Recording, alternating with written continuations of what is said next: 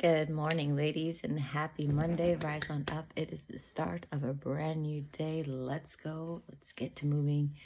Brand new start to the week. We're winding down July.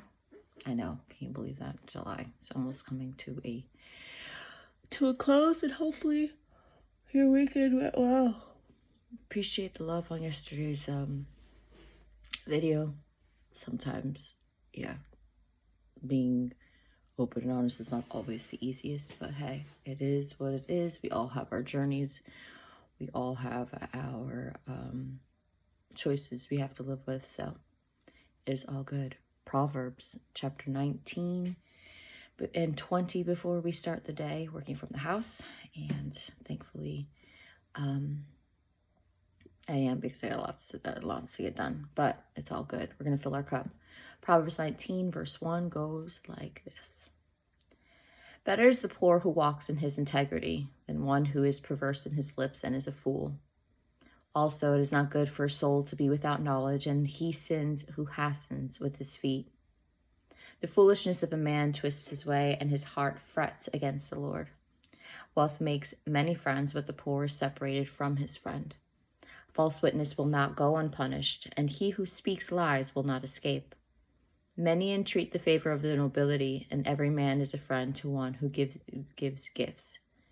All the brothers of the poor hate him. How much more do his friends go afar from him? He may pursue them with words, yet they abandon him. He who gets wisdom loves his own soul, and he who keeps understanding will find good. Verse 9, a false witness will not go unpunished, and he who speaks lies shall perish. Luxury is not a fitting for a fool, much less for a servant to rule over princes. The distraction of a man makes him slow to anger, and his glory is to overlook a transgression. The king's wrath is like the roaring of a lion, but his favor is like dew on the grass. A foolish son is the ruin of his father, and the contentions of a wife are a continual dripping. Houses and riches are an inheritance from fathers, but a prudent wife is from the Lord. Verse 15, laziness casts one into a deep sleep, and an idle person will suffer hunger. He who keeps the commandment keeps his soul, but he who is careless of his ways will die. He who has pity on the poor lends to the Lord, and he will pay back what he has given. Chasten your son while there is hope, and do not set your heart on his destruction. A man of great wrath will suffer punishment, for if you rescue him, you will have to do it again. Listen to counsel and receive instruction, that you may be wise in your latter days. There are many plans in a man's heart, nevertheless the Lord's counsel that will stand. What is desired in a man is kindness, and a poor man is better than a liar. The fear of the Lord leads to life, and he who has it will abide in satisfaction. He will not be visited with evil. Verse 24, a lazy man buries his hand in the bowl and will not so much as bring it to his mouth again.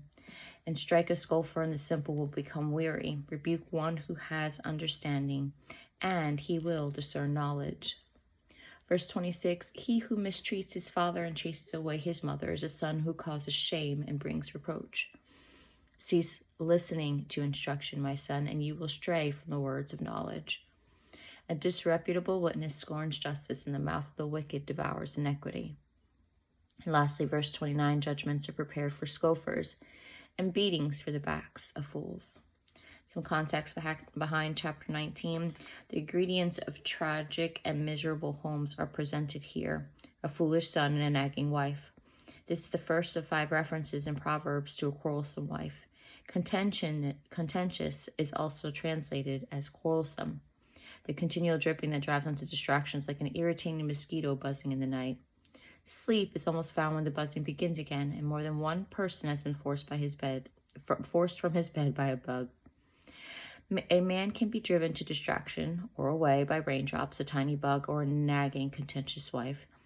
An Arab proverb uses 3 words that rhyme to convey this point. 3 things make a house uninhabitable: a leakage of rain, which is considered tack; knock, which is a woman's nagging; and bak, which means bugs. The prudent wife is a contrast To the contentious wife, a prudent wife is cautious and possesses good judgment and discretion.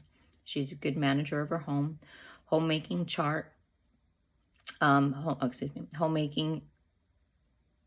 She's a woman of practical wisdom. Oh wow, I have no coffee. My brain is like right now still.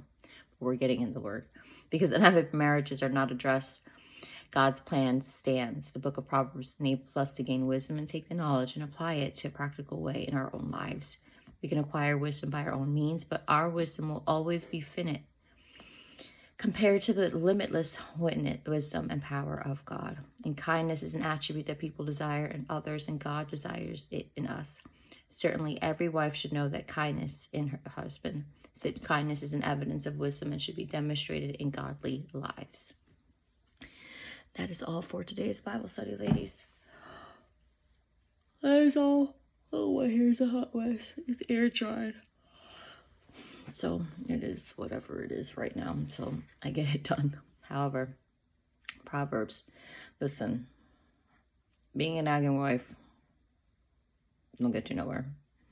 Not stirring your kid don't get you anywhere.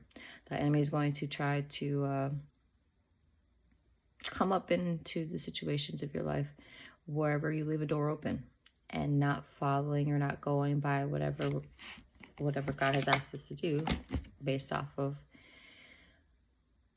all that was left behind from his from Jesus's time. We need to follow. It was hard to figure that out. It really was. And not that I follow it completely. I mean, not that I'm not trying to do it. It's just I haven't, clearly. Hence why I'm here learning and diving in with you to try to get a better understanding. It's been helping a lot. I can tell you that. If you haven't dove in, this is how far we're in. This whole part right here, we finished all starting of January of last year until mid-year. We are halfway through the book. So we're definitely carving in pieces and more putting together and reading it. Definitely gives you retrospect. So we're going to get today moving. I think I'm going to definitely have to get my walk in.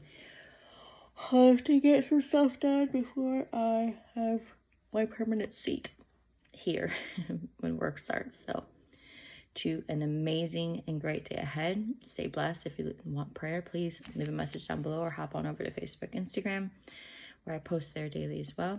And to a great week, to a great start. And may God bless you. Stay encouraged.